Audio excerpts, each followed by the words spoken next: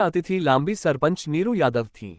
अध्यक्षता उपभोक्ता समिति के ब्लॉक अध्यक्ष रामानंद शर्मा ने की।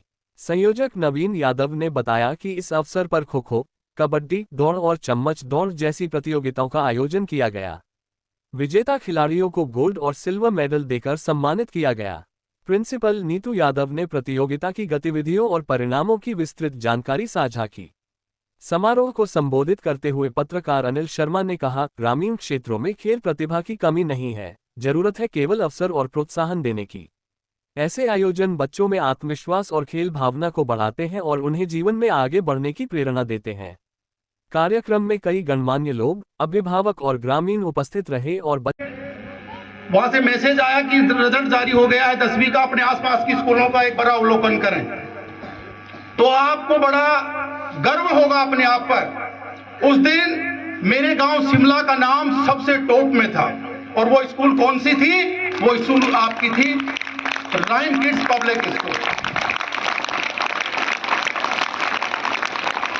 बहुत कम फीस में और जिले के अंतिम छोर पर, जहां से हरियाणा की सीमा स्टार्ट हो जाती है, उस छोर पर हमारा ये विद्यालय जो बिल्कुल एकदम लास्ट बॉर्डर पर है, सबसे कम फीस में और इतनी शानदार पढ़ाई, यहाँ के बच्चों ने वास्तव में जिले में पूरा नाम करके और हमें गौरवान्वित किया है।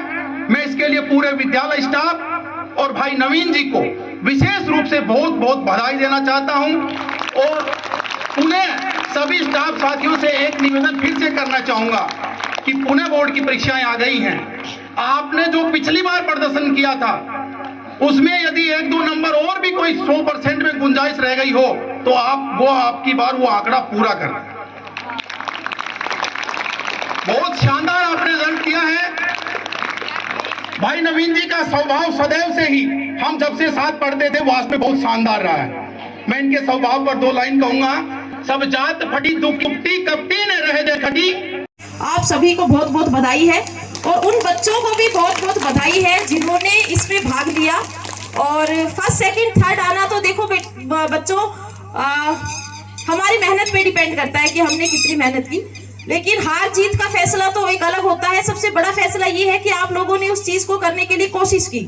तो लाइफ में कभी भी अगर आपको कभी जो चीज आपने चाहिए वो नहीं मिले, तो उस चीज को लेकर के कभी हताश नहीं होना। पहला, अपने जीवन में ये बात हमेशा याद रखना कि हमें लाइफ में कभी हताश नहीं होना है, क्योंकि हमें प्रयास करते रहना है।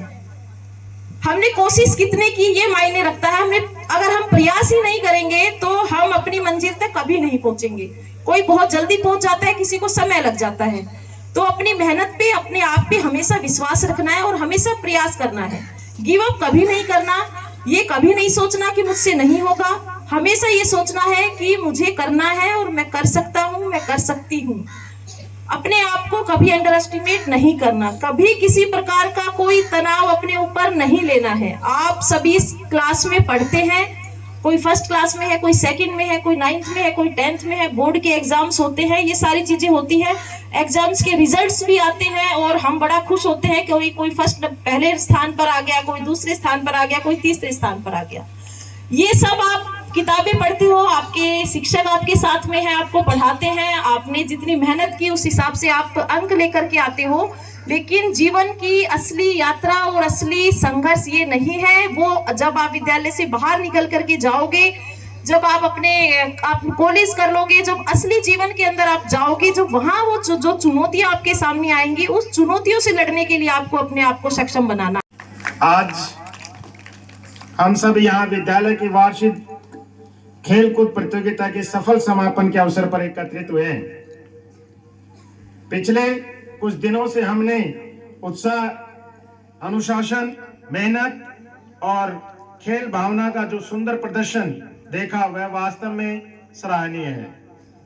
हमारे विद्यार्थियों ने ये सिद्ध कर दिया है कि केवल पढ़ाई में ही नहीं, बल्कि खेल के मैदान में भी अनुशासन, आत्मविश्वास और टीम भावना के साथ आगे बढ़ सकते हैं। जीतने वाले खिलाड़ियों को हार्दिक बधाई, और जो इस बार नहीं जीत सके उन्हें यह कहना चाहूंगा कि हार भी सफलता की पहली सीढ़ी होती है। खेल हमें शारीरिक रूप से नहीं मानसिक रूप से, नैतिक रूप से मजबूत बनाते हैं। खेल हमें समय पर का पालन, नियमों का सम्मान और दूसरों के साथ मिलकर काम करना सिखाते हैं, जो जीवन के हर क्षेत्र में काम आते हैं। मैं इस सफल आयोजन के लिए विद्यालय प्रशासन, सभी शिक्षक शिक्षिकाओं, खेल शिक्षकों, निर्णायकों और सहयोगी स्टाफ को हार्दिक धन्यवाद देता हूं, जिनके प्रयास से ये आयोजन सफल हो पाया है। अंत में मैं यही कहना चाहूंगा कि आप इसी तरह खेलों से जुड़े रहें, स्वस्थ रहें, अनुशासित रहें और अपने विद्यालय तथा देश का नाम रोशन करें। इसी शुभकामना के साथ मैं इस खेलकूद प्रतियोगिता के समापन की घोषणा करता हूं। बहुत बहुत धन्यवाद।